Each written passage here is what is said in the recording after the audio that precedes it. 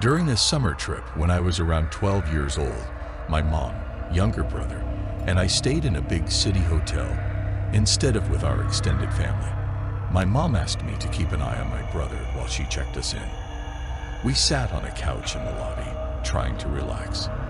Then, a man in his 40s walked into the hotel and sat on the couch across from us. It made me feel uncomfortable because he didn't go to the front desk like most people do when they enter. I wondered if he followed us. Luckily, my mom called us over and told us our room was ready, ending the uneasiness.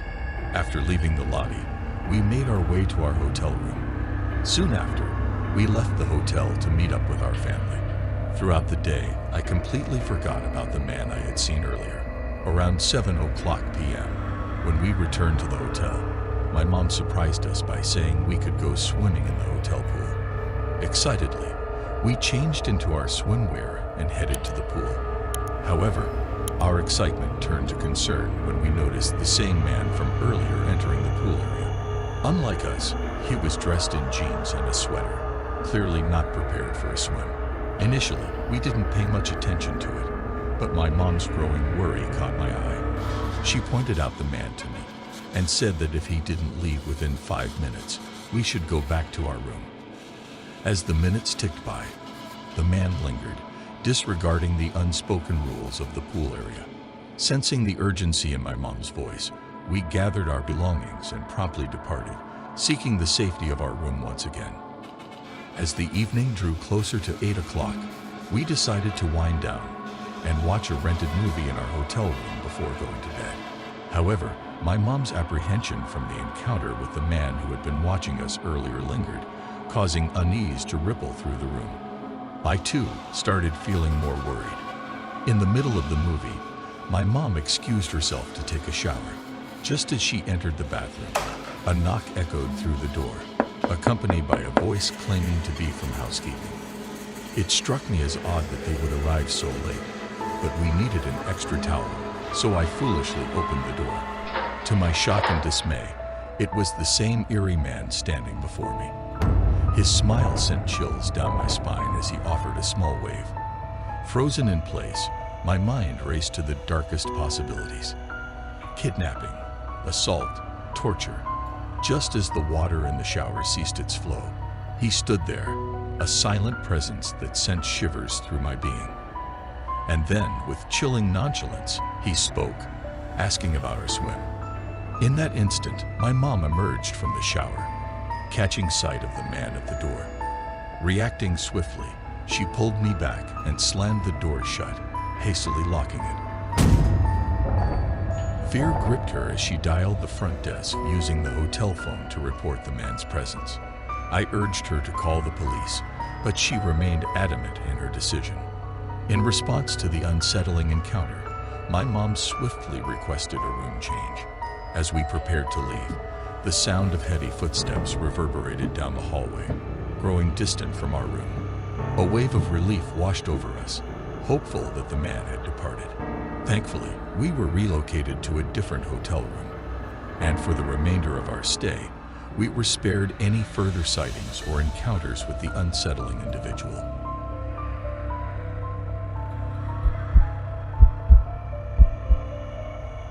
Have you ever experienced an unsettling sensation when staying alone in a hotel room?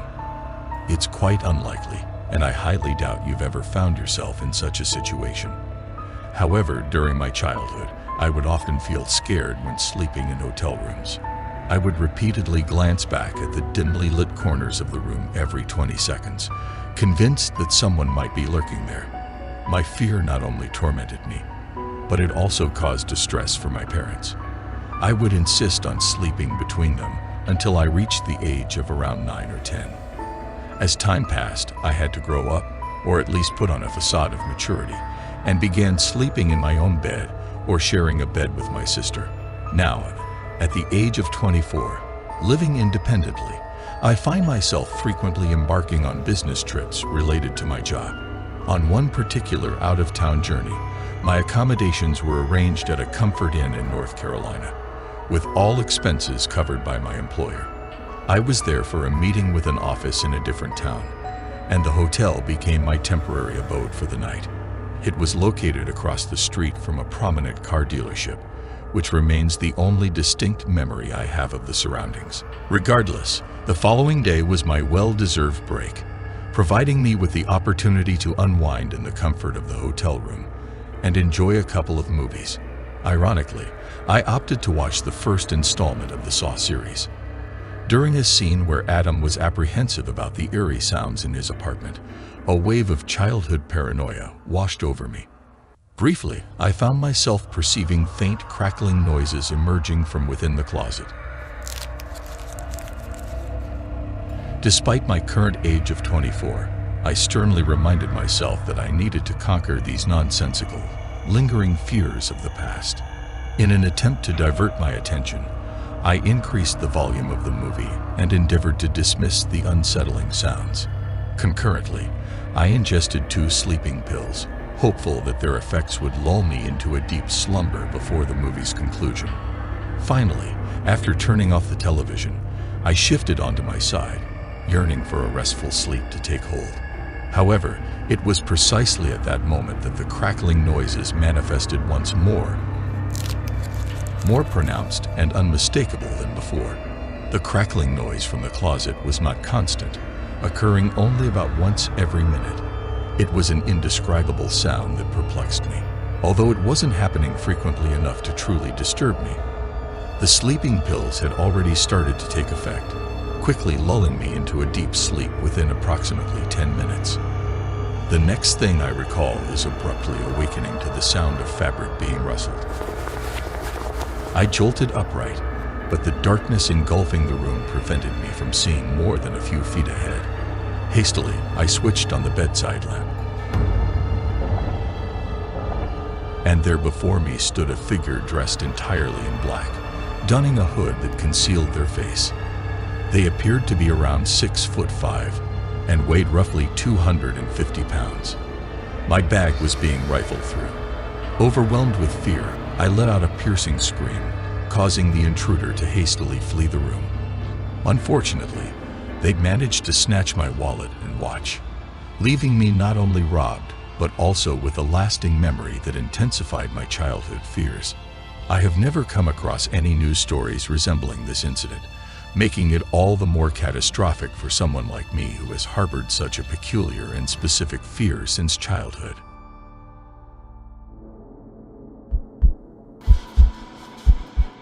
As conflicts with my volatile-tempered father escalated at the age of 17, I often had to leave home for the night to escape intense fights over personal matters.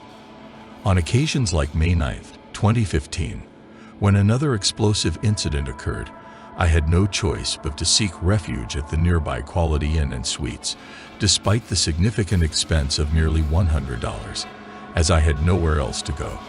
In the early hours, around 4 o'clock, I sought solace at the outdoor pool of the hotel. Surprisingly, the entire place was deserted, with no other guests in sight. The hallways echoed with emptiness, and even the lobby had only the desk worker present.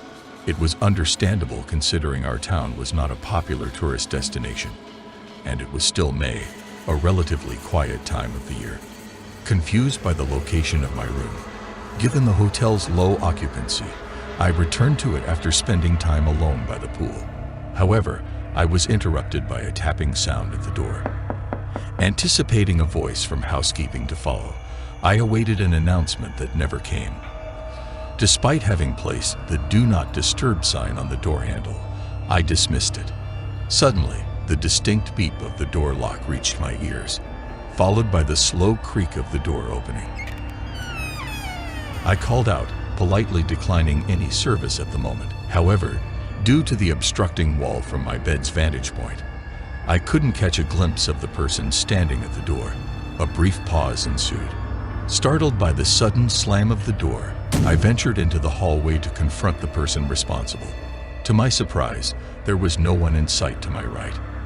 As I turned left, I caught a glimpse of a woman's leg disappearing around the corner. Intrigued, I hurried after her, only to find myself surrounded by closed, unoccupied doors, with no sign of the mysterious woman. I reported the incident and spoke to Rosa for assistance. Seeking distraction, I went to TGI Fridays for dinner. I found solace in confiding in my mother about my family conflicts and then went to sleep. However, my rest was abruptly interrupted by a strange noise. Startled and groggy, I rubbed my eyes and sat up, straining to identify the source. You have to let them in. A chilling voice uttering the words. To my horror, a figure loomed beside my bed, leaning over me. Fear and disgust surged through me, and I let out a piercing scream, feeling the nauseating sensation rise within me. The person reached for my throat, their grip feeble and easily breakable. Seizing the opportunity, I swiftly escaped their grasp and bolted towards the room's exit, fleeing from someone chasing me. I reached the front desk and reported the incident to the receptionist. She revealed that a hotel employee had lost a master key, leading to the breach. Angered by the situation, I asked for a refund, informed the police, and left. Surprisingly, my dad showed uncommon sympathy upon hearing what happened. Since that harrowing incident, I have been fortunate enough to never again find myself in a situation where I had to leave my home for the night due to conflicts. I sincerely hope it remains that way, as the memory of that terrifying encounter lingers in my mind. As for the woman who attacked me, I have no knowledge of what became of her, and I prefer to keep it that way. If you enjoy the thrill of being scared by stories like these, we invite you to subscribe for more captivating tales. Get ready to experience a roller coaster of emotions as we delve into the depths of thrilling narratives that will keep you on the edge of your seat. Join us to explore the intriguing and often unsettling world of suspense and intrigue. See you in the next video.